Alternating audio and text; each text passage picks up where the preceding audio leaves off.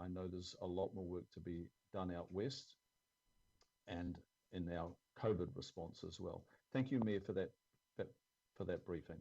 Very valuable. Members will now proceed to item 8, and I will move accordingly the recommendations that you received last night, and Councillor Bartley will second. So introducing item 8, which is the National Policy Statement on Urban Development and the direction of that statement for us to remove car parking minimums through consequential plan changes to the Auckland Unitary Plan. This, members, was well workshopped on the 28th of July. It's been presented to the Local Board Chairs Forum on the 12th of July. Members of this committee at the workshop and post the workshop lodged a number of questions. Those questions were replied to in writing. You received that by email yesterday, 1 September. At the agenda run-through, members, we discussed making some small changes to the recommendations to have them better reflect the discussion that we had at our workshop, and also reflecting on the questions that were raised. I've had further input from Councillor Dalton, and there's been a small change since you received the recommendations last night, and you'll be able to see that change. The Roman, or under C, Roman 6, which was in the recommendations that you received last night, the Roman 6 has now come out and it's been replaced by E. And so Councillor Dalton, in fact, is seconding this. I should change that. I'm moving and Councillor Dalton is seconding this, my correction. So that is the motions that I think best reflect the workshops, the inquiry that we've had into this matter through the workshop, and through the questions that have been lodged. And these have been worked up with members and our staff. Now, I'll now introduce our staff who will proceed with this item. And it is led by John Dugood, our General Manager of Plans and Places, Erin Shields, who is the team leader, Regional Northwestern Islands. We also have staff from Auckland Transport with us to answer questions. Claire Kovacic, Principal Transport Planner, and Andrew McGill, Head of Integrated Network Planning.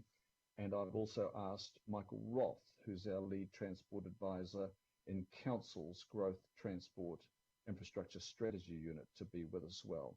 So the purpose of today, following our workshop and the questions that have been lodged, is to endorse the plan change and note that the car parking minimums are required to be removed from the Auckland Unitary Plan, including the Hauraki Gulf Islands section, by February next year. And we're also endorsing a suite of consequential technical amendments to provide some clarity. And we're asking for staff to investigate a range of matters, and they are listed at C Roman 1 to 5. And then there is the new E, noting the consequences to communities who drive by necessity, not choice, because of current public transport inequality. That's emphasising the task in front of us, which I think needs to be addressed by us and Auckland Transport as we get a better balance in the provision of public transport. Thank you, Councillor Dalton, for that. So I will now, well, the final part is to delegate authority and request the findings of the investigations come back to the committee. I will now hand to John Dugood to commence this item on behalf of the staff.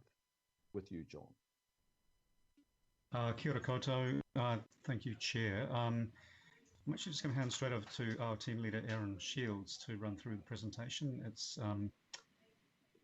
very self-explanatory, and Erin will do a great job of taking the committee through. So Erin, I'll hand over to you. Thank you. Thank you, John. Good morning, Mr. Chair, Mr. Mayor, councillors and IMSB members. By way of introduction, I'm Erin Shields, Team Leader in the Northwest Planning Unit, and I have been involved in the development of all of the policy direction setting that you as a committee have undertaken over the last few months to respond to the National Policy Statement on Urban Development.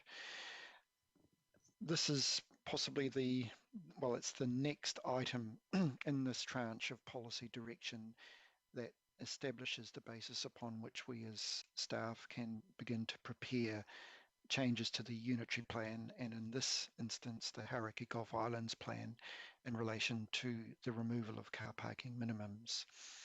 I've got a short presentation, it's about 10 slides long. Maybe if I can run through it. I'm not sure if we take questions as we go, or shall we do that at the end? We will take questions at the conclusion of the presentation. Thank you, Erin. Thank you. So Kalinda is operating the presentation, so I'll just talk with her as and when I need to move on to the next slide. So the item today, as the chair indicated, has been workshop with you as the planning committee, and we also discussed it with the local board's chairs in their regular forum, and both of those happened in July. And so there's 3 areas of focus. This is all about the removal of car parking minimums as required by Policy 11 of the National Policy Statement on Urban Development. Government has decided that this should happen without any need to go through a statutory plan change process, and so we as council do not have a choice about whether we remove the minimum requirements across the zones and the transport chapters. What that has generated for us in our consideration of this issue is the need for some consequential amendments to the Unitary Plan, and I have the Unitary Plan there particularly because the Hauraki Gulf Islands plan is a different document, and it doesn't have some of the approaches to parking that the Unitary Plan has, and it doesn't have, other than in Waiheke, the extent of growth that we're experiencing on mainland Auckland. And so as part of this agenda item, we are recommending that you approve the investigation into 5 other matters as a consequence of removing the minimums. Next slide, thank you, Kalinda. So just to provide you with the actual text of Policy 11, I won't read it, but it is there, and it has got 2 arms. One is about the removal of the car parking minimums, and the second one is about an encouragement for councils to undertake the development of comprehensive parking management plans if that is the appropriate approach. So there's 2 arms to this particular policy, and this report mostly deals with the first part of that. Next slide, thank you. So the NPS UD requires us to remove these by next February, being February 2022.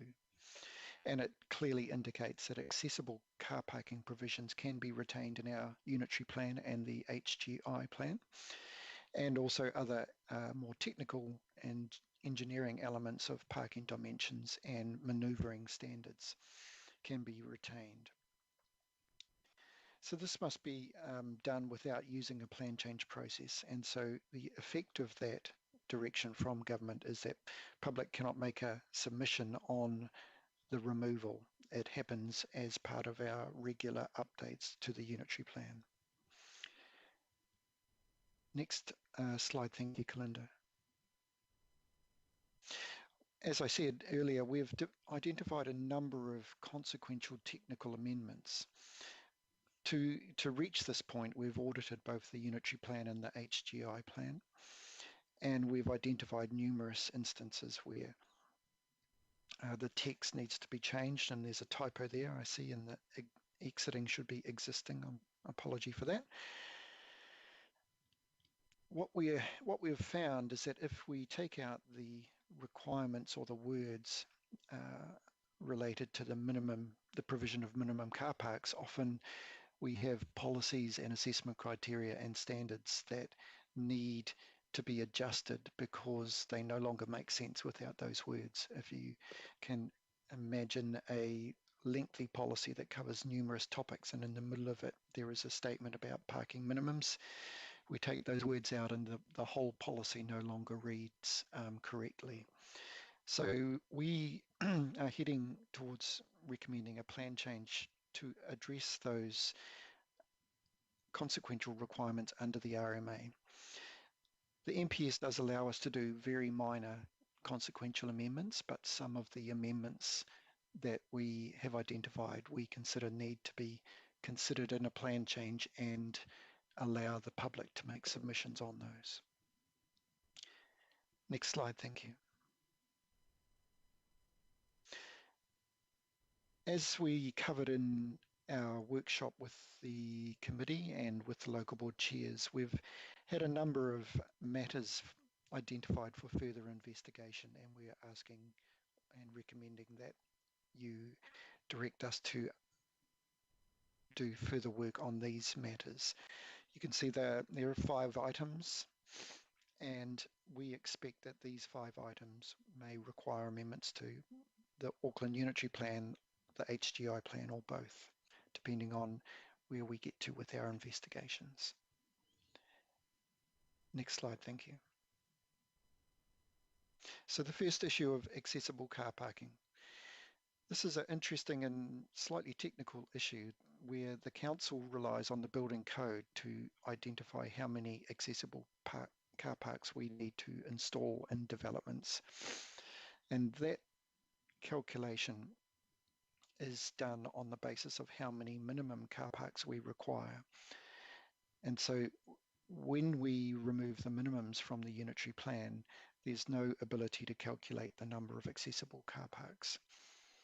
So we need to, and we're investigating the development of a method to calculate the number of accessible car parks that we need to have provided as part of developments. So that work is underway, and we consider that that is a matter that might need to enter the plan via a plan change. Next slide, thank you. From our urban design unit, we've also been investigating the situations that have started to occur since 2016 when the unitary plan was made operative, where in some of our zones there is already no requirement for on-site parking, and so where those sites are narrow and long, we are seeing the establishment of private pedestrian access ways to enable people to get to their dwellings at the rear of the site. What we've found with the unitary plan is that there aren't standards that manage the quality of these particular access ways, and so we are seeing some very poor built outcomes. We anticipate that with the removal of car parking minimums, we're going to see more of this development solution presented as part of applications, and so we're keen to investigate the ability to enable the assessment of these pedestrian access way in terms of universal access, emergency services access, for personal and public safety on the access way itself, to enable loading in terms of people moving in and out of the buildings and the receipt of delivery parcels, etc. And also look at the on-site amenity. And those 2 photos are 2 current examples to help you understand the sorts of issues that we are identifying. Next slide, thank you. Bicycle storage and access is an emerging issue as well, and we in the unitary plan require cycle parking in some situations on larger scale developments. That is a matter that we've been considering requires some further investigation, particularly in terms of the design of cycle accessways and where secure sheltered cycle parking facilities can be located and how they operate on the site. So we consider that that's a matter that needs investigation further. Next slide, thank you. Electric vehicle charging was also raised as part of the conversations through the Planning Committee workshop and with the local board chairs forum. And the Unitary plan currently has no requirements for electric vehicle charging.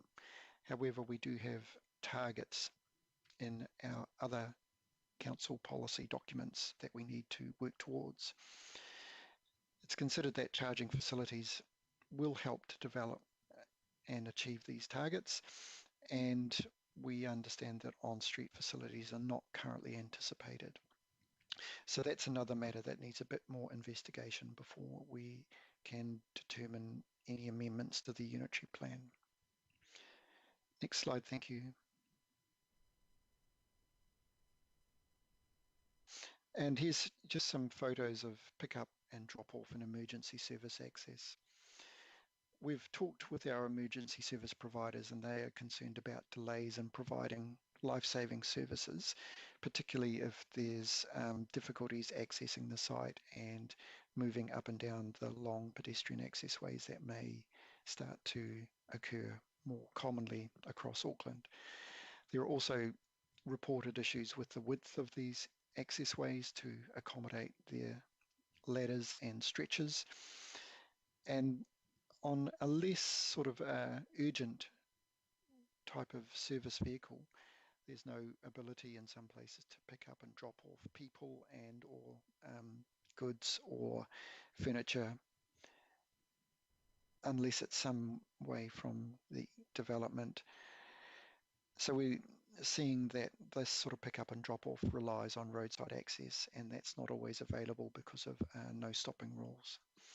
And that may then equally knock on into our transport network in terms of cars illegally stopping adjacent to sites to pick up and drop off, clogging up the streets and causing issues for the wider network.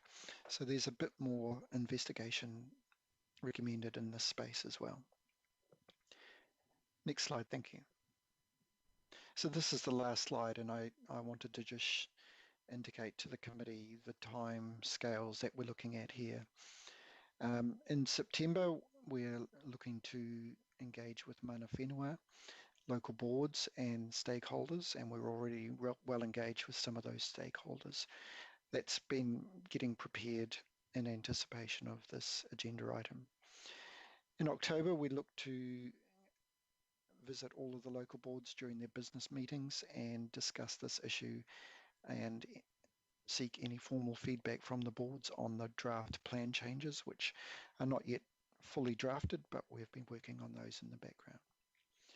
In November, we hope to bring back to the Planning Committee delegates the technical plan change, which is the consequential amendments, for their approval.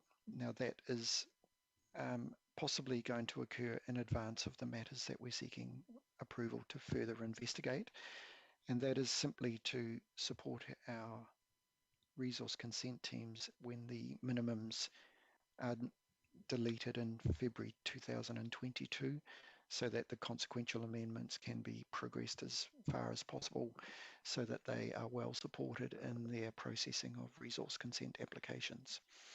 In November, we will also bring back a report on the outcomes of the investigations for the whole committee to consider.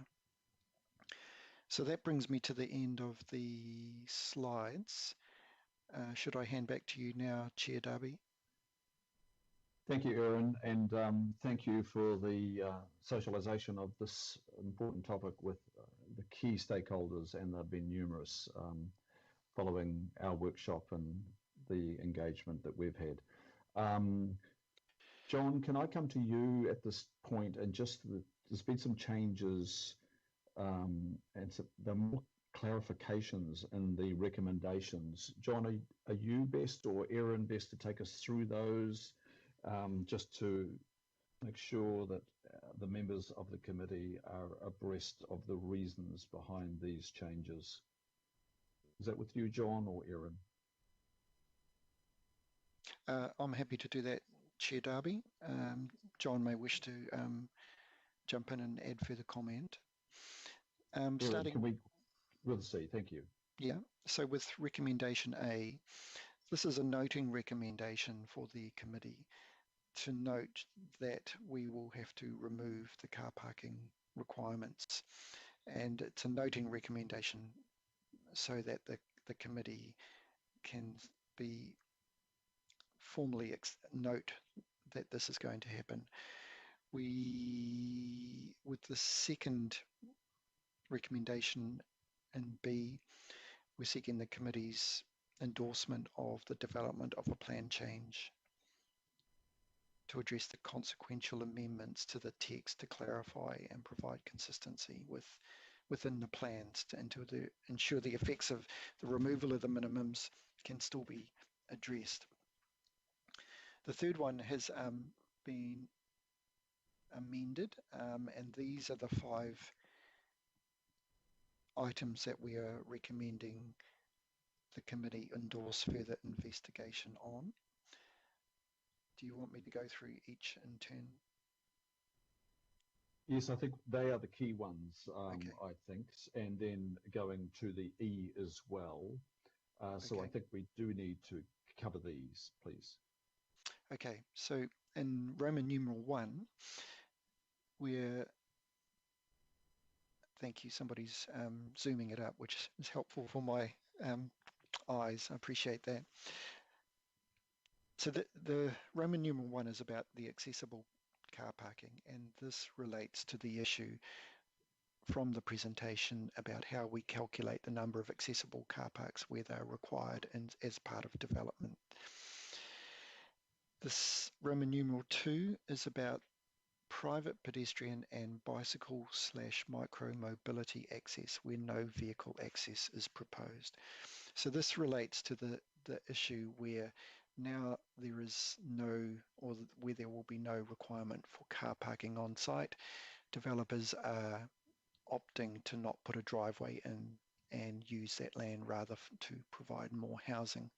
So that's where the private pedestrian accessways are starting to become very important to access the entire site, and there's an amendment there to include consideration of bicycle and micro mobility modes. The third Roman numeral is about on-site bicycle and micro mobility parking. So this is so that people who are using these modes of transport are well provided for on the site to manage their ability to use these types of vehicles.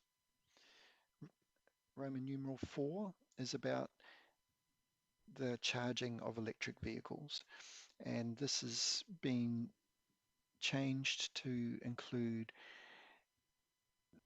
the point that where parking is proposed, and this is important in terms of the MPSUD requires the council to remove minimum requirements for car parking, but it does not preclude developers from proposing as part of their development to include car parks.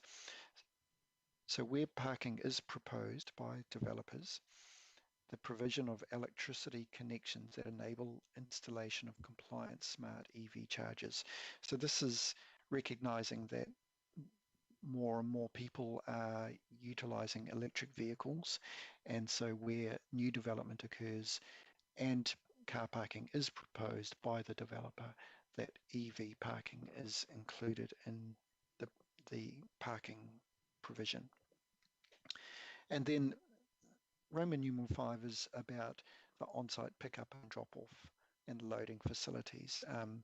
There are some concerns that in some cases where there's no on-road parking or access or stopping along a road is prohibited, that people have to walk a long way with rather heavy loads to get stuff in and out of the counts, in and out of the buildings. So yes, the 5 matters for investigation will be referred back to the committee for the committee's further investigation. And then the new recommendation E that notes the consequences to communities who drive by necessity, not choice, because of current public transport inequality. And that's a matter that has been brought forward by Councillor Darby and Councillor Dalton. The last one, being F, is more of a machinery type recommendation relating to the ability to approve under delegation the consequential technical plan change for public notification. We've included this because we may be in the place where if the wider investigation referred to requires a longer time frame, we don't want the consequential technical changes to be delayed because they're important to support our consent teams as they process resource consent applications after February 2022. Thank you, Aaron. Yeah. Thank you. And just on the E, members, while I do support the E and will be putting a vote of support to E, I acknowledge Councillor Dalton for the work that she's undertaken with our staff over the last couple of days to bring that particular work stream to our attention. Thank you, Councillor Dalton, and I'm sure you will take your speaking turn to explain that. Members, I do want to take you to just back to one section, and that was the C Roman 4. The original wording had it that there would be a requirement, sorry, it's moving around, but it's stable now, for developers to provide on-site vehicle charging even when there was no vehicle parking as was proposed. Now that's almost, you know, it's a contradiction of the national policy statement in some ways. It was probably just a wording error, so we've tidied it up, because what it would do would actually require a developer to put in charging facilities even when they didn't have any, they'd made the choice to not provide car parking. So we've just clarified that. So where the developer does propose parking, remember, they are not prohibited from proposing parking. We just don't require them to provide minimums of parking anymore once these plan changes have been made. So where parking is proposed, the provision of electricity connections, so the core infrastructure might be required, subject to our investigations, not necessarily the smart EV chargers themselves, okay? It's just making sure that in the future you can provide the chargers because the core electricity infrastructure is provided. That's the clarification there. John, I just want to check with you, John Dogood.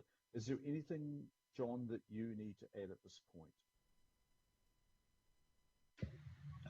Thank you, Mr. Chair. I've only just managed to hop back onto the call 30 seconds ago. I was away for about 4 minutes, but I did catch the beginning of Aaron walking through the recommendations and discussing the amendments, and actually caught most of that. So no, I think that's all covered off. Recommendation E, Aaron noted that was something put forward by Councillor Dalton and yourself, and I guess that's just acknowledging that you know, this removal of car parking minimums will have differing impacts on different parts of the region relative to their access to public transport, and so there really is just quite an important note about those impacts, but addressing that is a much wider program of work over an extended period of time, really. So apologies, that's all for me. Thanks, Councillor Darby.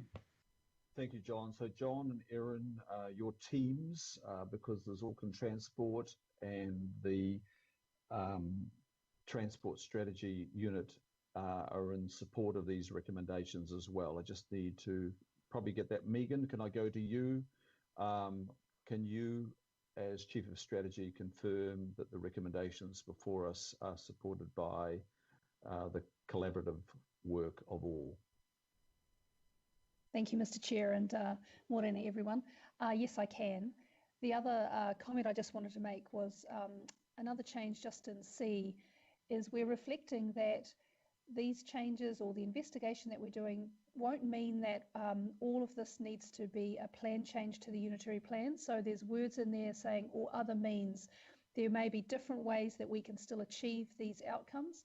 It may not be just through plan changes. It's really important to understand that sometimes regulating things doesn't actually help. So we're just providing a little bit more clarity and structure that when we investigate them and we come back to you, it may not mean that plan changes are required, or they may not be the best way to achieve these outcomes. So that's also part of C. Thanks, Mr. Chair. Thank you, Megan. Okay, they are outlined. Now, we had a circulation last night, 1 September, of a comprehensive list of replies to numerous questions that's been circulated.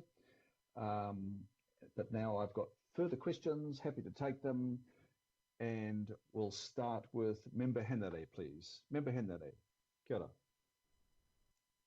Kia ora, Chair. I just want to ask a couple of questions with regards to the Māori impact statement. I think it's para 48. Now, there's a mention of planned engagement with mana whenua on a number of the related issues. Can you share some of the more details around what the planned engagement is, and if this engagement is going to inform the investigation of possible amendments later on to the plan? Thank you, Member Henare. Erin Shields? Yeah, thank you. Through the chair, it's Erin here. Yeah, we expect to connect with all of the mana whenua entities across the region. We expect that we will need to do some work with each of them to explain this particular policy endeavour, and then enable a way for them to provide feedback that then feeds back into the policy considerations and plan change preparation. We expect that that's going to be happening through September and October. So will that lead to an investigation of possible amendments to the plan, or is it before, is it during, or is it after? Through the chair, it's during. We've done the work in terms of identifying where all the minimums are that need to be removed, and we've got groups of people working on the beginning of the investigation on each of these, just because the time frames are short. So it's not, we won't be presenting a blank slate to iwi, rather it's more, this is where we've got to, this is where we're heading. What do you think about those responses? I have some issues with the answer to that. With regard to the marae, has there been any consideration given to how car parking provisions might or might not impact on marae facilities if they were to be expand? You know, like marae often provide a raft of community and health services, and those, I suppose, just like Papakura and Manurua at the moment, they have high demands of parking. Through the chair, the requirements of the NPSUD don't mean that people have to remove car parks that exist, and people can offer to have car parking and can increase that amount. So it's not like we'll be taking existing parking away, and if people want to provide it or expand the numbers, that is certainly available to them. So that, yeah, so just get this right, straight in my head. This is not about removing anybody's parking spaces. This is about tomorrow going forward. That's correct. Cool. Look, just briefly, that point that I mentioned about the engagement plan. Do you think you'd be able to put something in front of IMSB to say, well, here's what we're doing? There may be some questions we might need answered. Is that possible? Through the chair, yes, that's very, very possible. Oh, cool. Awesome. So we're about to provide some information to local boards, so we can certainly provide that to IMSB, and we can attend to that offline if that's. Yeah, no, that's fine. Thank you. Thank you, Member Henry. I will now go to Councillor Newman. Thank you, Chair. My question probably is best addressed by officers from Auckland Transport if they're on the call, and I refer to paragraph 14 of the report. The report provides information commissioned by Auckland Transport around car ownership, and it indicates that over 92% of households in Auckland have a car.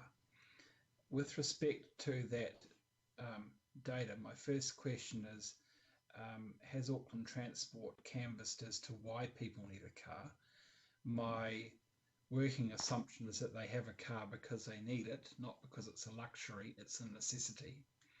If 92% of people need a car, moving forward, one presumes that that particular ratio of those who need a car versus those who don't won't change significantly, notwithstanding the fact that this is a very arbitrary reform coming in for future developments. Can Auckland Transport comment on that? That's my first question. Thank you, Councillor. And I will go to Claire Kovacic or Andrew McGill. It's Hamish Bunn here. I'm here in place of... Hamish, welcome. Thank you. I'm here in place of Andrew.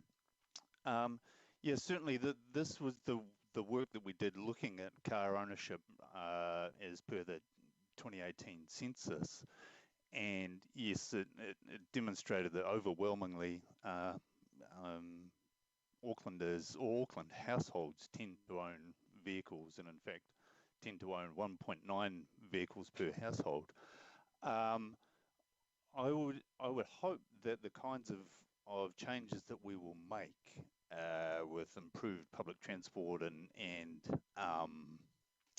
shifting to active modes will reduce that proportion over time. But I think it's kind of difficult to see it getting to a point where you know, a huge proportion of Aucklanders don't own a car. So I think we can expect some degree of car ownership to continue, hopefully at lower levels than today. So that's the response. Thank you, Hamish. Back to you, Councillor Newman. Well, yeah, I would hope so too, but 92% is a very high number, and I'm just wondering at what number do we need to get to reduce the risk or appropriately address the risk of very clogged streets.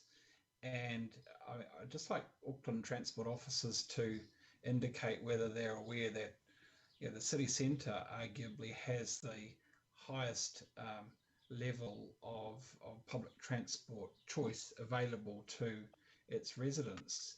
And yet only a few weeks ago we saw one car park bay auctioned for $288,000, which indicates that the demand for car parks remains at a premium, even in that location which has the greatest option for an alternate to the private vehicle. Yeah, through you, Mr. Chair. Absolutely. I think we're fair to say that we're kind of concerned about the potential flow-on effects about the removal of car parking minimums, particularly in the outer areas of the urban area where car parking tends to be higher per household, and so we're expecting to need to put in place car parking management over time to be able to deal with those kinds of implications and ensure that there's appropriate balance between traffic movement and that there's nothing occurring that would preclude further road space reallocation towards more sustainable modes. So we do see this as one of the challenges of the direction that's come through from government. But we'll just need to work with that kind of policy direction that we've got. One final question did you have, Councillor Newman? Yes, thank you, Chair. And Hamish has just walked us through to, I think, what will be the next consequence of this as we, and maybe it's for plans and places, if one of the officers could comment on this. So if we have no car parking minimums and we have greater parking management to restrict or to price on-street parking, could we anticipate that developers who retain car parks, off-street parking as part of their development, actually with these changes, the price of that property is likely to significantly increase, to try and meet the demand of property owners or aspiring property owners who want to own those particular properties, those dwellings with that off-street parking? The price of the real estate is actually going to go up. Is that a consequence of this? I'm not. You're talking about the consequence, or are you asking Hamish for his opinion on property values? I don't think that's Hamish. I'm not going to talk to I'm not property asking values. Hamish. I said plans and places. Plans and places. Look, I do have our Chief of Strategy with us for this meeting as well. So I'll go to Megan Tyler, please. Thank you, Mr. Chair. Look, I'm not sure if I can answer that question. I think you make human, but I'm not really in a position to be too clear about whether that will result in the situation you're thinking about. Very happy though to chat offline or provide you some more advice if you need that. Thank you, Councillor Newman, for those questions. I will now go to Councillor Filipina, please. Councillor Filipina. Tēnā koe, Chair, and tēnā koutou to our staff. I've got three quick questions, and they relate to C2 on your recommendations, Chair. So the first one is, my understanding is that there's no provision in the Unitary plan at the moment that states that stairs cannot be part of the pathway. We know what the issue is with stairs, especially with our older generation, mobility impairment, caregivers with prams. So the question is, how will people with mobility impairment, parents, etc., get safely to the curbside with the rubbish bins? And I note that Councillor Collins mentioned that, but there's also safety around two other questions I'm going to pose. So, I mean, how are we going to address that, and is that going to be part of the investigation under C2? Now, I'm not sure who's best placed to take that question. Erin, are you prepared? Yes, Mr. Chair, I can answer that. The matter that you raise is a real one, and we're seeing sort of large areas of the curbside taken up with various recycling and rubbish bins. So this issue is mainly addressed through the work of our urban design staff in the processing of the resource consent applications. And so the provision of those types of services for the house or the buildings or the dwellings is part of the assessment of that. So it's on site, it tends to be where are these best stored during the week while people are taking the rubbish and recycling from their house to their bins. And the issue that you talk about is on collection day, what happens then? And that's where we're looking at sort of loading and the pickup and drop off provisions as part of Roman numeral 1. So yeah, and as part of that, we're also looking at sort of situations where stairs are used to get up to the level of the dwellings. So I think the short answer is yes, it is part of our investigation, Councillor Filipaina. Yeah, thanks, Aaron, because as we know, the highest locations of injuries in New Zealand are our community and stairs.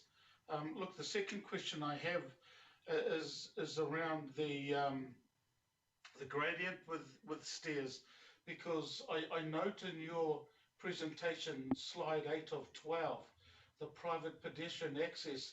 I mean, I've seen photos that have a gradient as you previously said, and those issues are again something that we need to be aware of. Is the gradient, and are there going to be rules proposed around the footpath gradient, etc., with the steepness? Yeah, through the chair, that's another issue that we would look at. I can't say I know much about that. That's much more of a on-site urban design issue, and our the staff from those urban design unit will be part of that assessment and investigation, and what might be required in the unitary plan to enable us to attend to that in the resource consent processing. Thank you. And Chair, just at this stage, one last question and also request. The question, the last one, is again around the safety.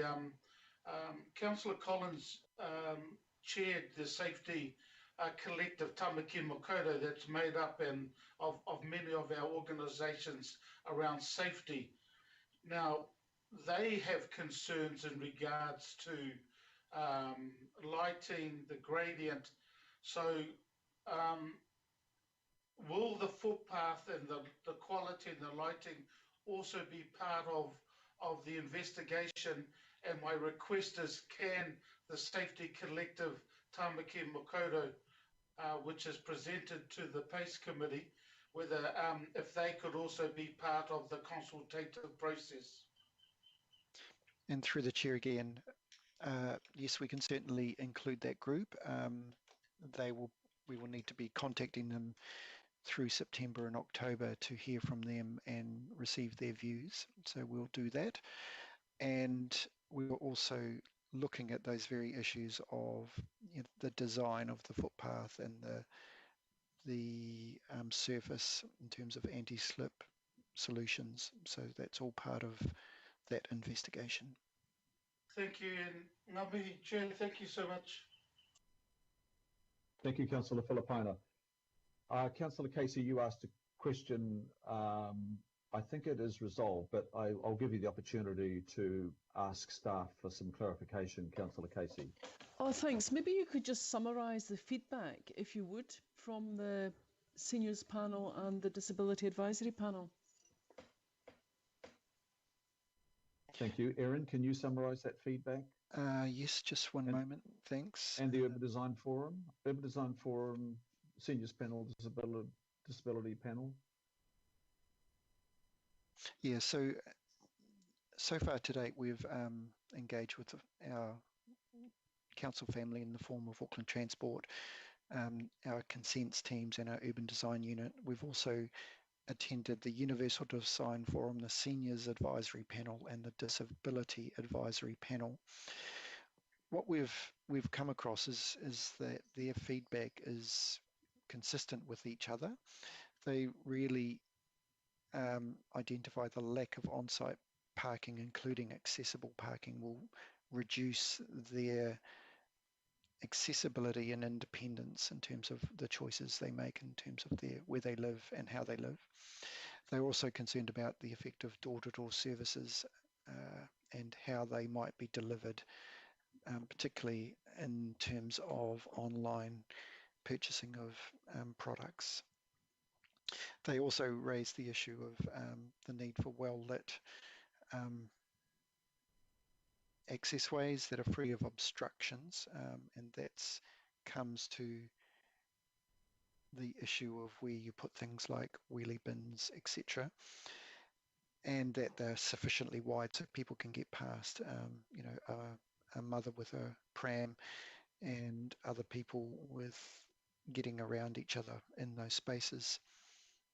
And also they've raised issues associated with the provision of specialist disability services to the dwellings and how they are provided for in terms of spaces to park and accessing into the dwellings and getting people from the dwellings into the specialist mobility vehicles.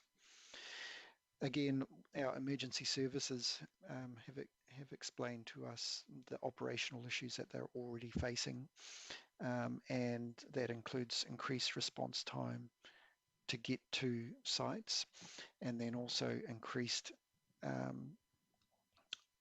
issues getting equipment to dwellings that need to be accessed for the emergency service. So that was really the summary of 3 or 4 meetings, if that helps, Councillor Casey. Yeah, that's great. Thanks, Erin. Thanks very much. Thank you, Councillor Casey. I will now take a question from Councillor Watson, please. Councillor Watson, your call. Erin, I just wonder if you could clarify a couple of parts of the report, mainly point 30 in relation to C4. So our resolution as it stands is where parking is proposed, the provision of electricity connections that enable installation of chargers. That's where parking is proposed.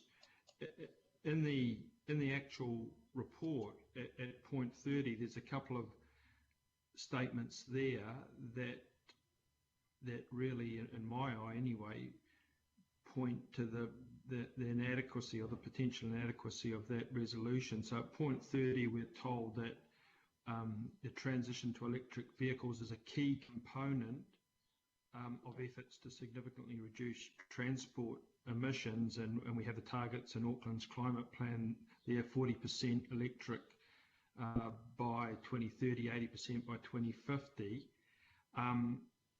And we're also told there, and this is really the crux of the issue as far as I see it, even if no formal car parking is provided, it is still expected that most households will own a vehicle, and therefore some shared charging facilities will be required. Now, that's not what we seem to be saying in that resolution. We're essentially saying that in the first instance, if there is no parking provided, there will be no provision, which means anyone in those sorts of living arrangements will be essentially precluded from that move to electric vehicles, which could be significant. I mean, if you listen to James Shaw, that's certainly what he's saying. He's expecting a huge uptake. So I'm just trying to reconcile what seem to be contradictory elements there. Erin, can you give me a hand on that one? Through the chair, Erin. Thank you for that, Councillor Watson.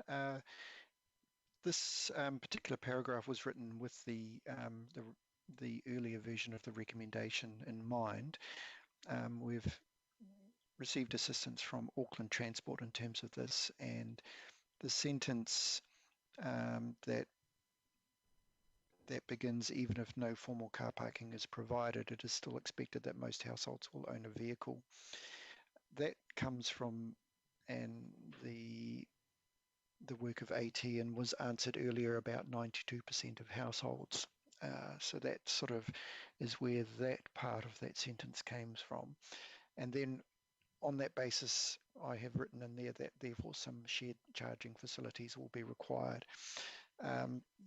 That subsequently changed in the recommendation, but we didn't really have time to change this particular sentence in the report.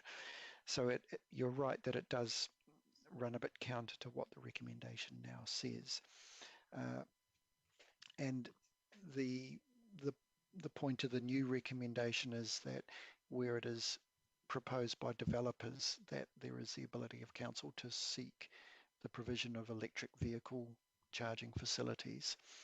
In terms of the wider issue that you raised, that there's numerous instances where potentially people won't be able to utilize electric vehicles because there is no overnight or charging facilities available. I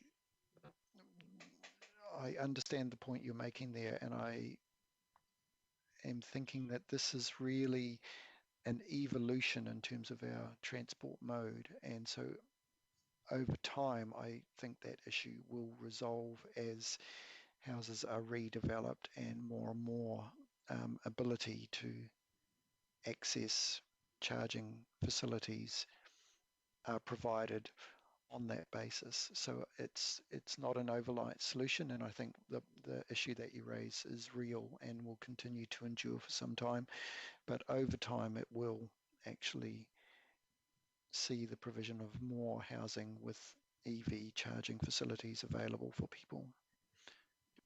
It's not a great answer, but that's what I understand. No, I appreciate that, Aaron. It's quite helpful because it basically confirms what I thought. I guess just in terms of that provision of provision, and I'm just trying to think of the practicalities given some of the some of the photos that have been put up of various developments that are occurring already. That provision of charging facilities, even where say a low number of parking is provided, that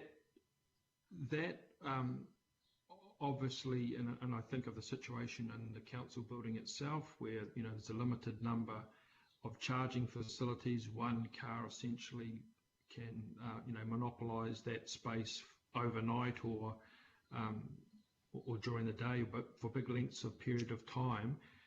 Are we moving to any consideration of the practicalities of that in this investigation, in terms of just how many such connections would be required, and the space that goes with it, because of course the car still has to be parked somewhere. Yeah, so through the chair, that is part of our investigation.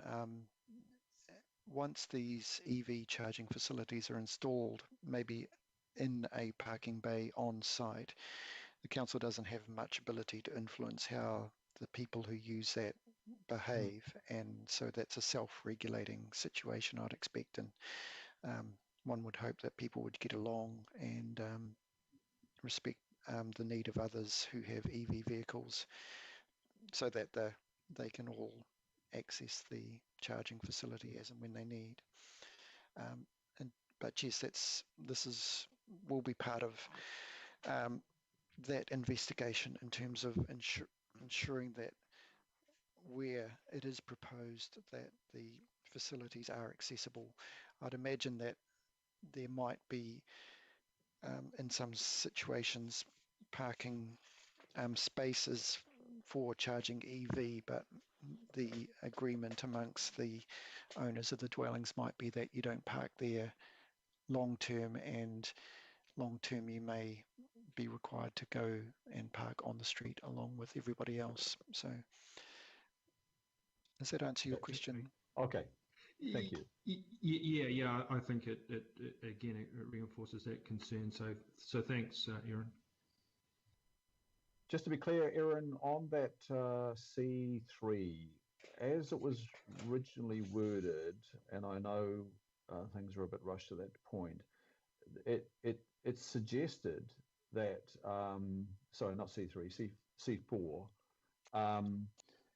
that even when car parking wasn't proposed in a development, there would be a requirement to provide electric charging facilities for vehicles, which I mean, you've only got to work that one out pretty quickly. That would require access and the provision of a car park, Yeah, that's correct. which is in contradiction to the MPS UD direction to remove the car parkings. Yeah. So I just want to hear it from you and anybody else on this call, AT or transport strategy advisors that have contributed to this, that the C4 is a more accurate reflection of the MPSUD to remove minimum car parking provisions. Is that a yes or a no? Through the chair, that's a yes from me. When I drafted that recommendation, I didn't consider that proposition that this could be a backdoor for the council to provide car parking where the MPS is required, that we remove that ability. So for me, the revision better reflects the MPSUD. Now, we've got some other people from our staff on this call, so I just do want to clarify this. Hamish, on the C4, do you have any comment? And also Michael Roth from our Transport Strategy Unit in Council, do you have any comment there, please? I just need to hear it from both AT and our Transport Strategy team on C4, please. Thank Hamish, you. can I take you first? Yes, thank you, Mr. Chair.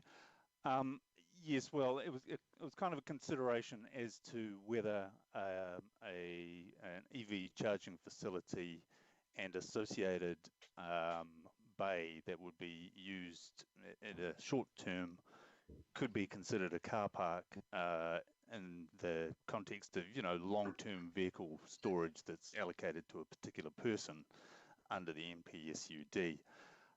If the view is that that is the case, then, you know, I take the view of the planners who are more familiar with this particular area. I mean, what I think we were driving at there is a concern that, you know, that if you have a substantial developments without any sort of off-street charging facilities, then those developments would essentially be either reliant on on-street charging, which AT at this point doesn't intend to allow,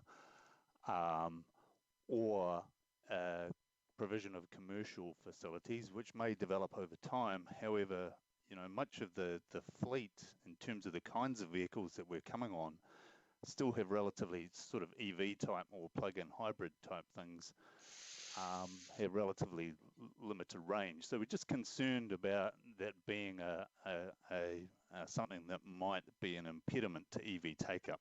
However, if that's the interpretation of the MPSUD, then I guess that's the case, and there would just be a real challenge there, I think, about those properties being able to switch to EV over the future. Thank you. Thank you, Hamish. Michael Roth, are you with the school? Michael? Yes, Michael Roth here, through the chair. In our view, there was doubt on point 4 initially that it could be construed as requiring, you know, vehicle access and a parking spot on the site. So the rewording removes that doubt, bearing in mind that most developers are likely to continue to choose to provide parking for cars because most households want the parking. This clarifies that we want to investigate how we can ensure that the new developments provide for electric vehicles so that it is not a difficult or expensive issue to add the charging capacity later on, because the industry has already provided the electrical connection so that the electric vehicle can be easily charged when car parking is provided. without us forcing any developer to provide parking. And also with that, electric vehicles, the market has adopted quite a lot in the last few years, and although most people do home charging, where there is no home garage available, there's a lot of fast chargers currently being installed and planned, and a lot of destination and workplace chargers. So there will be EV owners who are able to charge their vehicles quite conveniently and safely, even when they don't have a off-street car park. So we support that. Thank you, Michael. And members, I should have introduced Michael. I did earlier, but Michael's just joined us, or I think about 6 to 8 weeks ago. We poached him from the city of Brisbane. You can hear the twang, and Michael is our lead transport advisor in the Growth, Transport and Infrastructure Strategy Unit within Auckland Council. So, Michael, I'd like to welcome you. I think this is your first presentation in part at the Planning Committee, and we'll be hearing more from you. So thank you. I'll now go to John Dogood, please. Thank you, Mr. Chair. Just to add to this discussion and the point about C4 potentially, as previously worded, flying in the face of the NPSUD, which is requiring us to remove the minimums. You know, that's where we're at, but we haven't sought a legal sort of review of that. We haven't really, you know, given an in-depth analysis as to whether it might be possible to still require a charging facility and that be quite distinct from being termed a requirement for a car park. So that's why the amendment is there, that we do feel that it does on the face of it seem to be contrary to the NPSUD to actually be requiring a space for charging a vehicle when there is no other parking proposed. But look, we can get some legal review on that and have that within the broader scope of this investigation that we're talking about, with a focus on situations where there is parking proposed. But you know, we're not saying we've absolutely got to the bottom of it, and that we shouldn't be investigating that at all. So I'm happy to take a bit of a look at that broader question. It just on the face of it seems to be a bit of a problem to go down that path. Okay, thank you, John. Now I've got questions coming up from 3 councillors, Councillors Walker, Coombe and Fletcher, and I think we'll conclude the questions after Councillor Fletcher. So now going to Councillor Walker, please. Sure. One of the issues I've raised consistently is around parking for car sharing.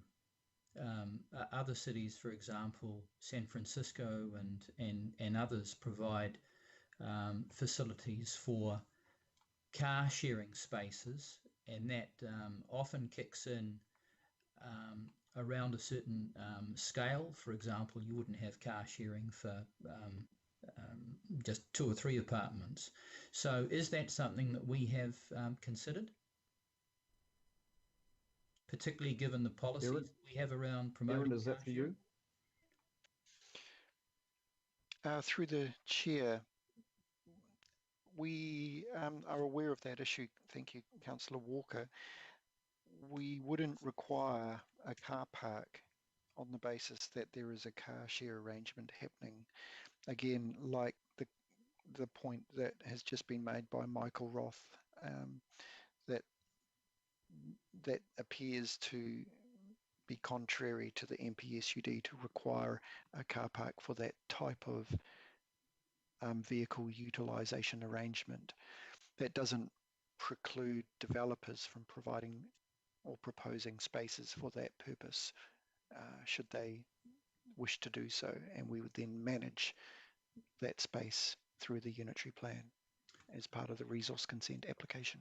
So what is the difference between a car share space and provision of on-site bicycles and so on, where they're recognised, and the provision of EV charging, which is also recognised? What's the difference between those things and and car sharing, which is something that both the government and Auckland Transport promote. Through the chair Sure. again, on-site cycle and micro-mobility access and parking takes up far less space on the site, and so therefore that is in line with the NPSUD approach of freeing up land on site that could or was expected to be used for car parking to enable more dwellings to be built if the developer so chose. Okay, I guess the context around this as it applies to other cities is, for example, in San Francisco, if you've got 50 apartments, you've got to have one space for car sharing. That's in the downtown area. So it actually goes to the relationship between the provision and scale. Has there been any consideration of any of these things that we're putting up having some scale dimension? Yeah, through the chair, we have the issue of accessible parking has a scale issue in terms of the calculation of the number of accessible car parks in relation to the number of dwellings, and so we're attending to that matter. We haven't looked at the issue of car sharing and the scale, as you suggest, using the San Francisco example. Okay, well, I guess my concern is that we do look at these things. The other question I've got is we mention bicycles and micro-mobility.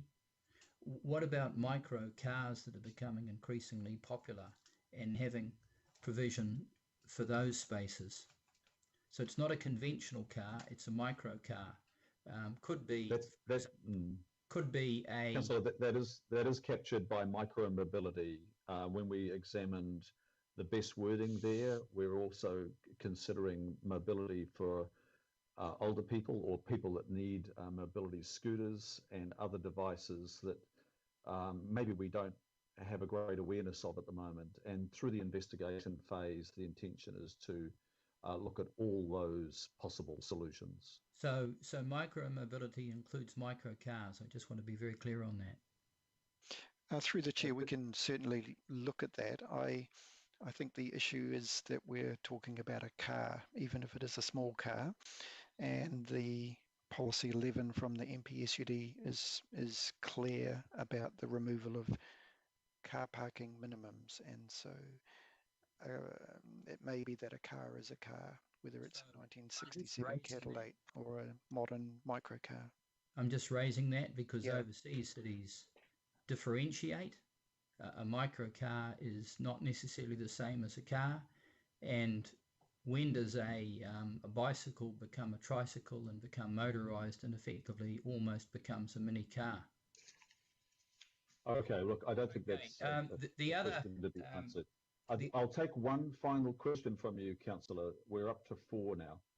So the other question I've got just goes to the issue that Councillor Newman raised about car ownership, and are we questioning this? I mean, for example, in the Netherlands, which is flat and has massive cycleways, car ownership is still 54%, and that's even in the cities. So are we questioning how realistic some of this is, particularly in areas outside of downtown Auckland? Are we questioning what? Sorry, it's not clear what you're asking to be questioned. Well, the applicability of a what I'd call a worst case scenario where there's no parking in apartment buildings outside of Auckland, yet people still have cars and have to park. So let's be clear. Can we just be clear that the removal of the car parking minimums does not prohibit a developer or any individual that might like to develop a site from providing car parking? Erin, can we just come to you on, we need to possibly re-emphasise this from your voice, please, Erin. Yes, through the chair. The clear intention of the MPS around this is to remove council's provisions around minimum car parking. And nowhere does the NPS say that the individual land developer cannot provide car parks. And so if the developer, based on their assessment of the market that they're building for, considers car parking as appropriate, they can integrate that with their wider development. Thank you. Going to Councillor Coombe, please. Well, tēnā koe, Mr. Chair. Morena koutou.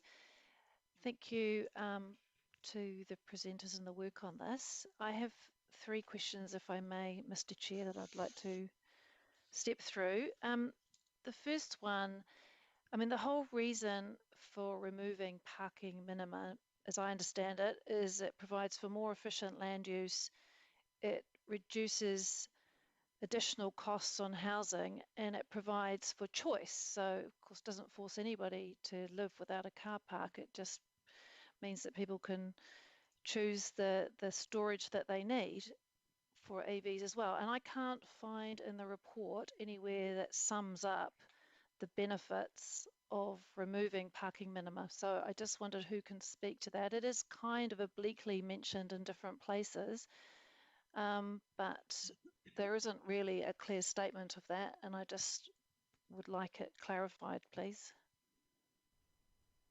Thank you, Councillor Coombe. Erin? Through the chair, thank you for that, Councillor Coombe.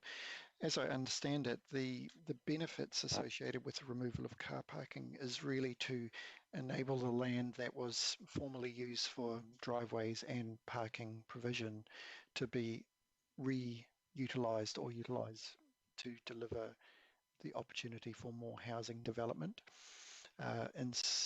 In a lot of developments, there is extensive areas of car parking on site that services the existing dwellings, and as I understand it, the approach means that where developers don't need to provide that amount of car parking, they can use that land to deliver more houses.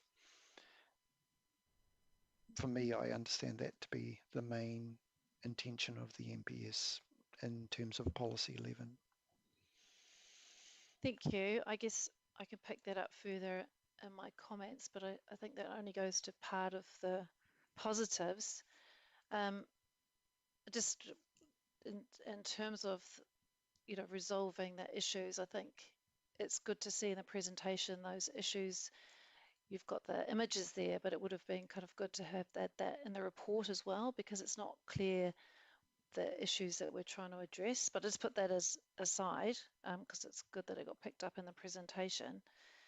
I also just wanted to go to paragraph 30, but come at it from a slightly different angle, in that the sentence around, even if no formal car parking is provided, it's still expected that most households will own a vehicle. That, I think it has been answered that this came from Auckland Transport, but this essentially is arguing for parking minimum. So I just really want to understand the thinking around where this has come from, and also when we look ahead in terms of our goals, has the author considered where we're trying to get to in terms of our climate plan and what we have to do through the transport emissions reduction plan? That this is, there's a lot of conjecture in that paragraph, and I'm just very surprised to see it in the report. So I would just like to understand the thinking behind it, because I think we have addressed the fact that it's kind of counter to what the MPS is requiring, but it is making a massive assumption, and it's also arguing for parking minima. So could I just have a response to that, please? Yes, through the chair. Thank you for those comments. As I said earlier, that I had drafted that in conjunction with AT, and where we'd got to with that was that where the consideration of the number of vehicles per household has been assessed, and that was in another paragraph, I can't quite remember which one that is, that it is still expected that most households will own a vehicle, and that is the current situation as I understand it, where there's 92%.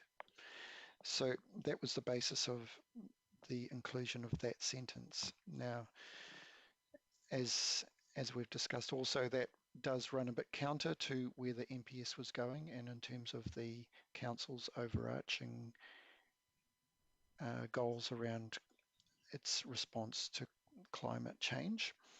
And so the recommendation has been adjusted to bring it back into line with the MPSUD and reflect the goals of the climate plan. Thank you, and thank you for acknowledging that and for making the changes to the recommendation. I think that's really important to do, and it's good to hear John Duguid's comment that you will follow up further with legal, because I do think it's an issue that it wasn't raised under the risks and mitigation section of the report, that I would have thought that was a big risk, that, you know, an EV car park is still a car park. Sorry, Mr. Chair, just my last question. Around accessibility. Accessibility is more than just car parking, of course. You know, it's about the accessibility for those who don't drive and can't drive and still want safe access and convenience. So will the investigation be able to take into account all of the different aspects of accessibility into buildings, and also is the resolution now worded in a way that if accessibility or any other of the issues that are being addressed aren't necessarily a unitary plan amendment, that they will actually be, they need to be picked up elsewhere? And could you give an example of where, for example, the Building Act might actually need to be amended rather than the unitary plan? Through the Chair, thank you. Councillor Aaron. Yeah, through the Chair, thank you for that. So in terms of the recommendations before you today, if you read recommendation C, Roman numeral 1 and Roman numeral 2 together, that is where the issues for people who don't own a car but have accessibility issues will be attended to in terms of the design of private pedestrian and bicycle access. So that's how we anticipate attending to that issue. And you're right that in terms of investigating these further, and as John Duguid indicated, not everything that we might discover needs attention is necessarily appropriately managed through the unitary plan. And we have a number of staff who would then look at where and how the council would attend to those in other policy arenas. And for example, we have been working closely with our disability advisors in terms of their understanding of these issues. So when we report back to the committee on our findings in terms of investigation of Roman numerals 1 to 5, where it's not appropriate to manage the particular issue through the unitary plan, we will have checked in with the relevant experts to identify where they are appropriately managed or whether council manages them at all. If I could just add that in terms of amending the Building Act, that is something that the council can advocate to government for, and there may be better clarity about what that advocacy could or should be following the outcome of this work. Thanks, Aaron. That's good to hear. Thank you. Thanks, Mr. Chair. Thank you. Now, look, I did say I was concluding questions at Councillor Fletcher, but now I have Councillor Bartley as well. But Councillor Bartley is the council liaison at the disability panel, so I would like to hear from her and then concluding with Councillors Sayers and Hills. Councillor Fletcher, your call, please. Thank you, Mr. Chairman. I'm taking from the responses that I'm listening closely to that this is going to be very much a market-driven approach in terms of developers. So I'm assuming that that's where you're coming from. And I do want to acknowledge the work that Councillor Dalton has undertaken to address some of the issues around quality of life, equity and disparity. And it's really on that I just want to have some better understanding of what's being proposed, because as I see it today, we are not going to get into the minutiae in terms of the evolution and the policy development here, that officers are coming back to us to seek guidance in a more general sense. So in that, I want to better understand E and would hope that Erin can just help me on that. So under E, you're saying note the consequences to communities who drive by necessity, not choice, because of current public transport inequality. So can I understand in a definitional sense what note means? Does it mean that we note the weather's good today, or does it note that, you know, is it a proactive noting? How would officers interpret it? And secondly, communities, is that geographical communities? Is that communities of interest? Could I just have some clarity around how these words will be interpreted by officers as to the governance direction that we're setting today? Thank you, Councillor Fletcher. Erin, can you respond to the councillor, please, on the E? Thank you. Through the chair, as I understand it, a recommendation to note something is not a directive recommendation. It is something that the committee puts on record as having formally understood. And so while this particular recommendation has been prepared by Councillor Dalton and Darby, as I understand it, we would provide some further consideration of this issue and report back to it as part of the wider report backs. In terms of the types of communities, Councillor Fletcher, you're right, it's geographic, but it's also other types of communities, such as those who are in the disabled space or whatever other type of community, how they group. I might also just invite my manager, John Duguid, to assist in answering this. Just before we get on to that one, can I just come back to the note? If it was the collective intention of the meeting to be more proactive, what word would you use rather than note? Look, can I come in here, please? And I will defer to John Duguid in the first instance. I'll bring John Duguid in first, please. John? Thank you, Mr. Chair. So this amendment was, or this addition was initially put forward by Councillor Dalton in a slightly different form. It was seeking that council staff, along with AT, do an investigation into this topic here. It is a very broad topic. I guess it's acknowledging that removing the car parking minimums will have different effects in to different communities in different parts of the Auckland region, and in particular, I guess Councillor Dalton's concerns, and I would agree with them, is that you know, in areas that are poorly served by public transport at the moment, and unlikely to get a radical increase in public transport over the next, you know, 10, 20, 30 years or beyond, where developers choose to provide or go ahead with no car parks at all, you know, there will be differing impacts to situations where possibly developers, disparity, yeah. yeah, to high areas of high public transport, great access to jobs and amenities and so on. So, there will be differing impacts over time, but the investigation into how to deal with that is not really within the scope of what we were suggesting under C, which was primarily about are there some things we can do to the unitary plan, are there some potentially non-unitary plan things that we could do in the short term, but really addressing that issue as a much longer term issue and gets into significant additional investment in public transport as one part of the potential solution in those areas.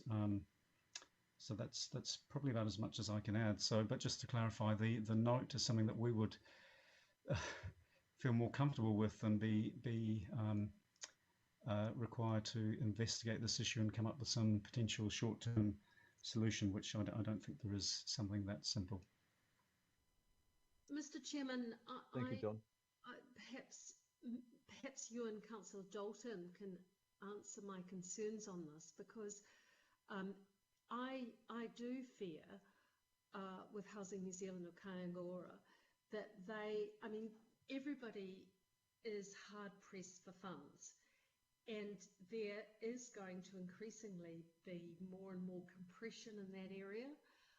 I just don't want to see the disparity that could emerge and the inequities if this is not sensitively dealt with now. And I think we have a responsibility in terms of governance, if it is the collective wish of the majority of us, that we should give greater guidance on this now. So look, Councillor Dalton, look, I will invite Councillor Dalton to come in on this. This is also a reflection of comments that I've heard from a number of councillors about transport equity and transport inequality. And it is reflected in the Auckland plan, our focus on equity.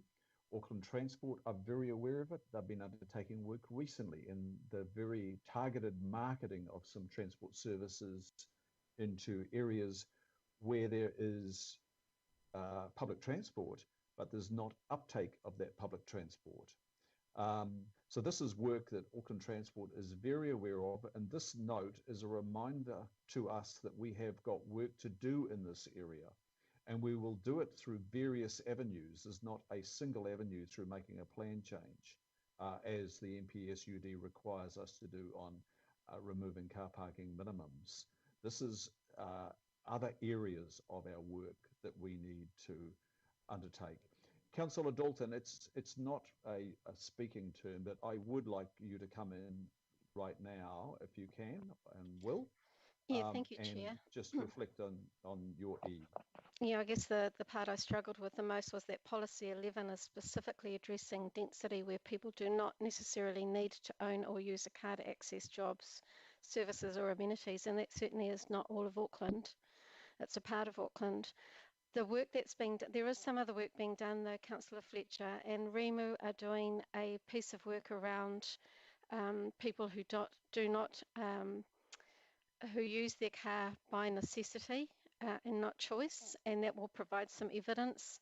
There is a combined piece of work between the Ministry and CSI with empathy interviews with people who can't access public transport, so we get more of a lived experience understanding of what is happening out there. So I understand what John is saying, and thank him for his time on it as well, that they don't have the fact is there is no resource to do this work, and it's so big, it's too big to bring back. So I don't know if there's a recommendation that can say refer to, but I think noting, which wasn't my recommendation, but I accept noting, is it holds it there. And we just need to continue to note as we figure out a way of how to address this, because it's bigger than just investment in public transport. I appreciate your Councillor. explanation. I still feel that note is too passive and doesn't necessarily reflect the debate and discussion and questions that I'm hearing. Thank you. I will now go to Councillor Bartley, liaison councillor for the Disability Panel also. Thank you, Chair. My question is around C, and thank you, Erin, for coming to the Disability Advisory Panel. You're pretty accurate about the feedback that they gave verbally, and I hope there's the opportunity for them to provide feedback in written form. Definitely a lot of concerns around accessible parking and the importance of cars for this community, not just in terms of personal transportation, but a lot of other things they use the car for. Also, they talked about how what is considered close parking for able-bodied people is not the same for people with disabilities. My question is around ensuring that we are going to, not guarantee, but make sure that the provision of accessible parking is going to happen, as opposed to being some kind of guideline that may come under what you've got here in C under or other means in order to mitigate possible poor development outcomes. So really just trying to nail down some guarantee that we're going to be able to provide for the concerns of the Disability Advisory Panel in regards to accessible parking, and whether using accessible parking actually dilutes their concerns as the disability community around, or any other people with mobility issues. Erin. Through the chair, thank you for that, Councillor Bartley. We are clear that we do need to do a bit more technical work to make the provision of accessible parking correctly rendered into the unitary plan, because as I explained, we rely on a process associated with the Building Act or the Building Code to establish the numbers, and so we're working on that technical work at present, and so the plan change that comes forward will be part of delivering that solution in the unitary plan. So yes, that's where the work is going, so we expect to report back to the committee on those issues. Okay. Thank you. Thank you. One more, please, Chair. Yes. It was around E. I share the same concerns as Councillor Fletcher. If we don't have the capacity now, we could have it later, so why can't we use a term like investigate? And why is it just related to people that drive by necessity, not choice, because of public transport inequality? Because people drive by necessity, it's not because they don't have other options to catch a bus. When I got yelled at in Onehunga about the invading streets, it was tradespeople that needed to use their cars, mums of babies and children. So yeah, I also have concerns about E. Thank you. Thank you for that. And going now to Councillor Sayers, and then finally Councillor Hills. Oh, thank you, Mr. Councillor Chair. Sayers. Thank you. The more I listen to this, Chris, the more concerns I have. But my questions would be probably one to John Dugood's unit, maybe one to Auckland Transport. So my understanding is that Auckland is almost like a one-size-fits-all, Chris. I'm a little bit I'm not comfortable with the government doing a mandate, right? So does the Auckland Unitary Plan, it's already removed the city's height and intensity rules, allowing a huge amount of additional higher density housing and more people to live in and around urban centres, and particularly around those public transport routes, Mr. Chair. So my question is just, is that statement correct? Are we in line with the policy that the government's trying to mandate to us? And then a follow-up question. Thanks. Is that that question best fetched by John Dugood or Erin? I will take the first voice I hear. Thanks, Councillor Darby. John here. I'm happy to take that one. So Councillor Sayers, that's the really links into the previous reports to the Planning Committee in August and July around changing the unitary plan to allow more height and intensity. First of all, in the walkable catchments of the city centre, metro centres and the RTN stops, and then the second report, the more recent one in August, was about potential further intensification in other areas that are well served by transport, but not necessarily on the rapid transit route, and in areas of high land value. So at this point in time, you know, we would it would be stretched to say that the unitary plan has given effect to the NPSUD. That really hasn't. So there will have to be some zoning changes to enable more intensity and height in some parts of Auckland. As a committee, you've given us as staff some pretty clear direction to start preparing some concepts, some maps indicating where those areas might be, and we will be bringing that back to committee and local boards towards the end of the year, and certainly in the very first quarter of next year, with a view to, as agreed by the committee, engaging with Aucklanders in March, April next year. But no, there's still more work required to give to the effect of the NPSUD intensification requirements that must be publicly notified by next August, and that is going to see some additional height and density proposed in some parts of the region. Oh, thank you, John. I also want to compliment you and Erin, particularly Megan, Auckland Transport, all the other staff that have been involved in this report. So just picking up on that, John, so it does go out to the public actually get a chance to have their say on this. Did you say August? Yeah, through the chair. So in terms of car parking, the removal of the minimum car parking requirements that are currently in the AUP, Auckland Unitary Plan, that happens automatically, and it must happen by next February. That's what the NPS Urban Development requires us to do. We have to remove them, and there is no ability for members of the public to make submissions. But these consequential technical changes referred to in recommendation B, and then the broader investigation of things like accessible parking, cycle micromobility, EV chargers and so on, pickups and drop-offs. That, if we were to put some changes into the unitary plan, they would go through a submission process. We're not required to make those changes. They're just things that we are recommending that we investigate. But if a plan change comes out of them, then that would go through submissions and a hearing, and no time frame around that. So February, the minimums must be removed, no submissions. The consequential changes and potentially some of these investigations, they would with submissions. We can't give you a time frame for that at this stage.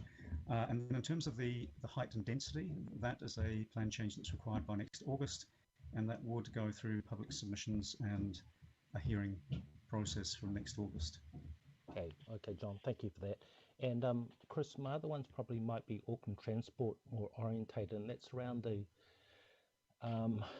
ability in the future. So as new subdivisions are getting built, the streets are quite narrow, and could Auckland Transport in the future potentially remove those parking in those future streets, or restrict them by metering them? Hamish, that's probably one for you. Can you? Oh, it's Claire Kovacic here. Claire, through the chair, I'd be happy to answer that one. So yes, we do have the ability to do that. Once a road within a subdivision is vested, we have the ability to regulate it. So going forward, it may be that regulation comes into play, and certainly where there are any issues for width of road for access, and this has come up numerous times, access for safety, access for emergency services, we would look to do that to limit parking. Well, thank you very much,